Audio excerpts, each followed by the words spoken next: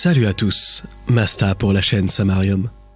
Le genre shonen est l'un des plus populaires et influents dans l'animation et le manga. Il est d'ailleurs un incontournable pilier de la culture nippone. Ciblant un public jeune et masculin, ces séries mettent en scène des héros courageux qui surmontent des défis épiques et grandissent au fil de leurs aventures palpitantes. Des classiques comme Dragon Ball, Naruto et One Piece ont marqué des générations de fans avec leurs personnages inoubliables et leurs combats intenses. Cependant, malgré la popularité des shonen récents comme My Hero Academia, Demon Slayer et Jujutsu Kaisen, qui représentent le nouveau Big Three du shonen, de nombreux fans pointent du doigt certains problèmes récurrents qui ternissent le potentiel de ces œuvres. Dans cette vidéo, nous allons passer en revue ces lacunes dans le but d'appeler à plus d'originalité et de maturité au sein du genre. N'hésitez pas à vous abonner pour ne pas manquer les prochaines vidéos et donner de la force à cette chaîne qui tend aussi vers la qualité tout en préservant son originalité.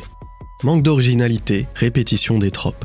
L'un des principaux griefs adressés aux shonen modernes réside dans leur manque flagrant d'originalité, ressassant inlassablement les mêmes tropes éculés. Le protagoniste spécial, paré d'un pouvoir occulte, les rivalités interminables, les mentors aux excentricités outrancières, tout cela manque cruellement de fraîcheur et de panache. Les personnages principaux des nouveaux shonen ne sont pas en reste. Aucun ne se démarque des prémices vues et revues dans des mangas tels que Naruto ou Bleach par exemple. Et pourtant, avant l'apparition de ces nouveaux shonen, des chefs-d'œuvre tels que Hunter x Hunter ont su se démarquer en brisant les conventions éculées du genre, nous plongeant dans un univers riche et complexe, peuplé de personnages aux motivations profondes, loin des archétypes convenus. De plus, il convient de souligner le manque d'originalité dans les univers dépeints par ces nouveaux mangas, qui se cantonnent bien trop souvent aux contrées familières du Japon.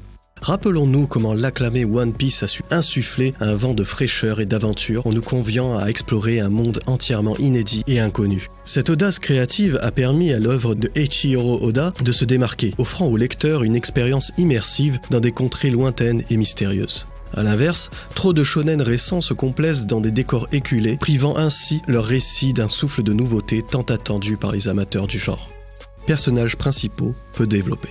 De nombreux shonen récents nous proposent des protagonistes qui demeurent statiques et unidimensionnels. Leur personnalité se résume à quelques traits de caractère basiques, évoluant peu au fil de leur périple. Prenons l'exemple de Tanjiro dans Demon Slayer, dont la personnalité aimable et déterminée à sauver sa sœur connaît une évolution beaucoup trop lente, malgré toutes les épreuves parfois brutales traversées par nos héros. Et c'est le même constat pour My Hero Academia et Jujutsu Kaisen. En contraste, des personnages comme Naruto Uzumaki de Naruto ou Ichigo Kurosaki de Bleach ont connu de véritables arcs de développement mémorables, remettant en cause leurs convictions pour grandir. Une véritable leçon d'écriture pour ces nouveaux shonen qui piétinent dans la fadeur.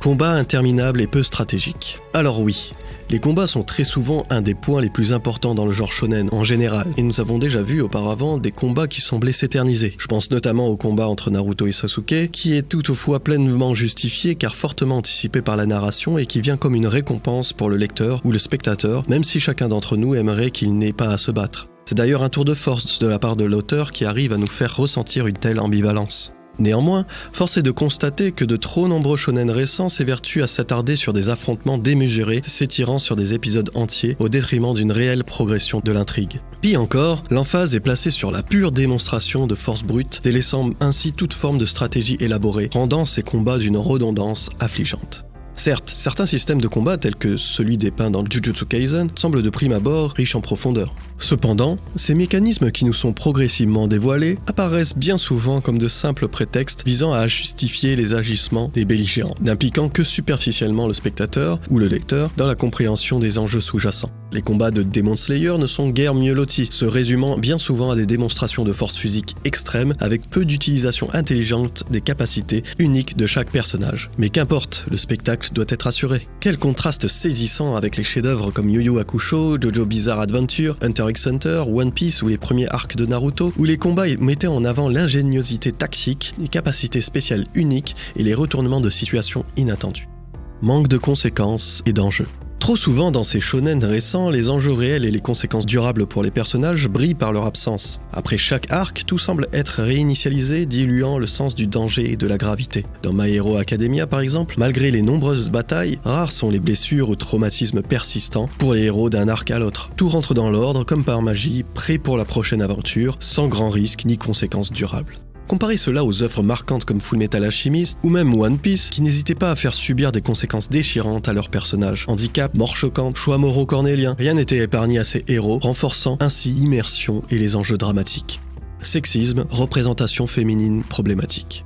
Enfin, de nombreux shonen perpétuent encore des stéréotypes sexistes d'un autre âge, réduisant bien trop souvent les personnages féminins à de simples objets de désir ou faire valoir pour les héros masculins. My Hero Academia en est un bon exemple avec de nombreuses scènes de fanservice gratuites, mettant en avant les corps des jeunes héroïnes d'une manière dégradante. Un véritable pas en avant pour la représentation féminine dans les médias, n'est-ce pas ? Même l'acclamé One Piece n'a pu résister à la tentation du fan-service excessif, notamment dans l'anime adaptant les derniers arcs narratifs, suscitant à juste titre une vive polémique.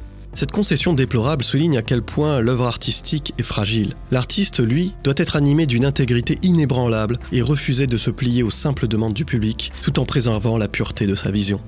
Mais n'ayons crainte, des œuvres comme Fullmetal Alchemist ont montré qu'il était possible de faire autrement. Avec des personnages féminins forts et bien développés, comme Winry ou Risa Okai, cette série prouve qu'il est possible de représenter les femmes avec nuance et respect dans le genre shonen. Une bouffée d'air frais dans ce marécage de clichés éculés. Conclusion.